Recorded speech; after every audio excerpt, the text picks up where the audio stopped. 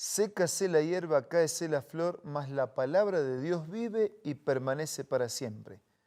Esa es una declaración del profeta Isaías haciendo referencia a la palabra de Dios. La hierba se puede secar, la flor se puede caer, pero la palabra de Dios vive y permanece para siempre. Porque la palabra de Dios es viva y permanece para siempre, nosotros todos los días nos dedicamos a reflexionar sobre un capítulo de la Biblia. Reavivados por su palabra es el motivo que nos convoca diariamente para encontrar en las páginas de la Biblia un mensaje de Dios para nosotros. Hoy nos dedicamos al primer libro de Samuel, capítulo 4. Antes de la reflexión, pidamos la bendición de Dios. Padre nuestro que estás en los cielos, ahora al tener tu palabra en nuestras manos, la queremos también tener en nuestra mente y en nuestro corazón. Asístenos con tu Espíritu, te lo pedimos en el nombre de Jesús. Amén.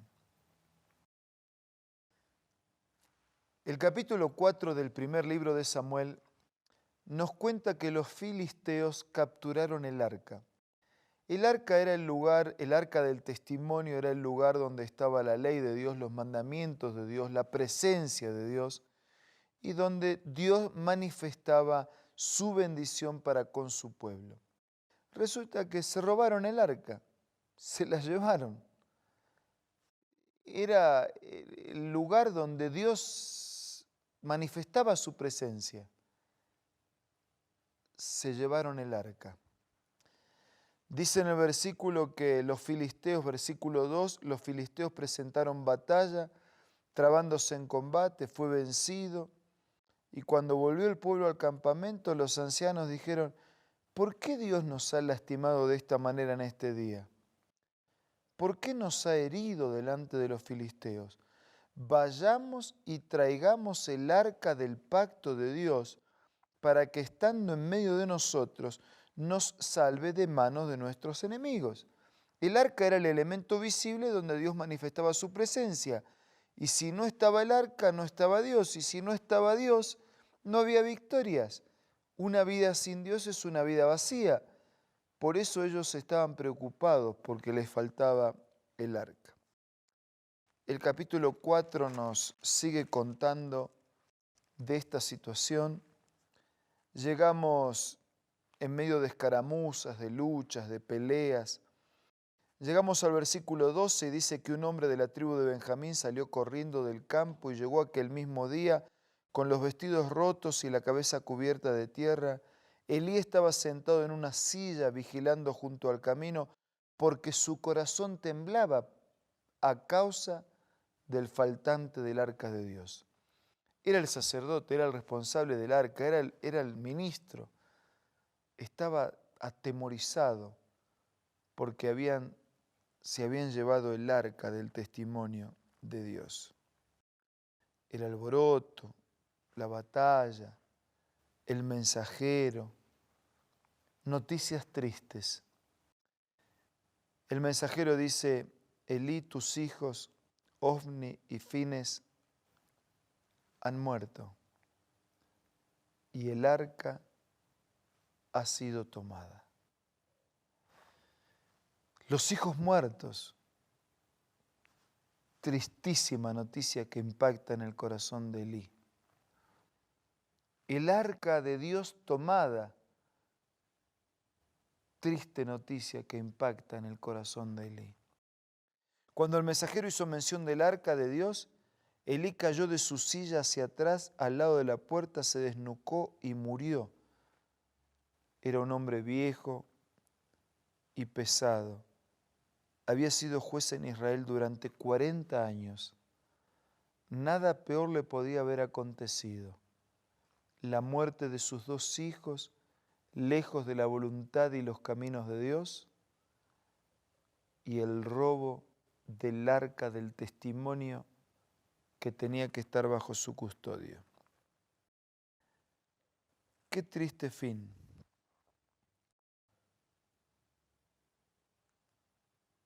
¿Y qué fin nosotros esperamos para nuestra vida? Todos nosotros queremos vivir lo mejor que podemos y amparado en las promesas de Dios, queremos vivir por la eternidad. Pero el fin de nuestra vida guarda relación con nuestro estilo de vida y con nuestra manera de vivir. ¿Cómo estamos viviendo? ¿Nosotros nos estamos preparando para compartir la eternidad con Dios? Cuando Dios cumpla su palabra y venga a nosotros el reino de Dios. Cuando se cumpla lo que dice el Padre Nuestro, que venga a nosotros tu reino. ¿Cuál será el final de nuestra existencia? La paga del pecado es la muerte. Hay camino que parece derecho, pero su fin es un fin de muerte. Todos pecaron y todos están destituidos de la gloria de Dios. La muerte es el destino del pecador. Pero por la muerte de Jesús, la vida es el destino del pecador arrepentido. Solo que para que haya vida tenemos que recuperar el arca. El arca que significa la presencia de Dios en nuestra vida, la palabra de Dios, la voluntad de Dios, la bendición de Dios. Esa arca que algunos nos robaron, esa que nosotros nos distrajimos y dejamos abandonado en algún lugar. Por ejemplo, tal vez haya Biblias en su casa. ¿Sabe dónde están? La lee todos los días, permanentemente. Así como todos los días nos alimentamos porque es indispensable, todos los días es indispensable alimentarnos de la palabra de Dios. Pero sin ir muy lejos, tal vez en su propia casa le robaron el arca. Tal vez en su propia casa hay Biblias que usted nunca abre, que usted nunca lee. Tal vez usted lee, pero no practica esa palabra porque no la aplica a la vida. Si queremos que el fin de nuestra vida sea con vida y una vida nueva y para siempre, entonces tenemos que recuperar el arca. Tenemos que recuperar la palabra de Dios en un lugar especial en nuestra casa, pero sobre todo en un lugar especial en nuestro corazón, en nuestra vida. Tenemos que darle a la palabra de Dios el lugar que le corresponde, el lugar que merece, más que un diario, más que una consulta periodística en internet, más que una revista, más que un libro, más que cualquier otra cosa, más que la receta indispensable del médico para nuestra salud. La Biblia contiene la palabra de Dios. Hay alimento, hay medicina, hay agua, hay piedras preciosas, hay contenido, hay dirección. Vamos a recuperar el arca. Vamos a darle a la Biblia el lugar que merece, el lugar que corresponde en nuestra vida, para que la victoria sea segura, para que los milagros acontezcan, para que la palabra de Dios realmente impacte en nuestra vida diaria y permanentemente. Esta Biblia, la Biblia que usted tiene en su hogar, las Sagradas Escrituras, están a nuestro alcance para leerla, para estudiarla y para aplicarla a nuestra vida. Yo quiero hacer una oración. Quiero que usted continúe esta oración y después voy a concluir desde aquí. Quiero agradecerle a Dios por su palabra y quiero pedirle que nos permita estudiarla más y aplicarla totalmente a nuestra vida. Vamos a orar. ¿Te parece bien? Padre nuestro que estás en los cielos, muchas gracias por tu palabra. Perdónanos por haberlo descuidado, por haber dejado tu mensaje distante de nuestra vida. Queremos recuperar tu palabra y tu bendición. Y ahora escucha el deseo y la decisión personal de cada uno de tus hijos. Por favor, recibe nuestro ruego.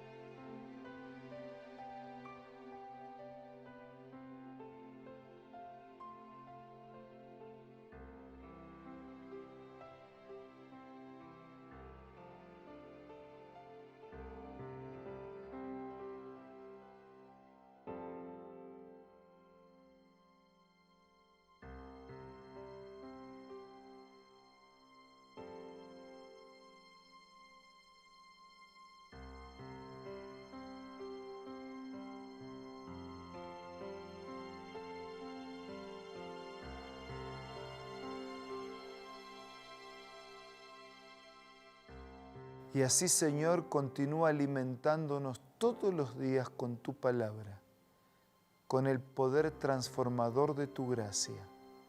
Te lo pedimos y agradecemos en el nombre de Jesús. Amén. Que la palabra de Dios continúe impactando permanentemente en su vida y que todas las bendiciones puedan descender como una lluvia abundante en su existencia y en la de los suyos. Nos reencontramos mañana. Los estaré esperando para seguir siendo reavivados por su palabra.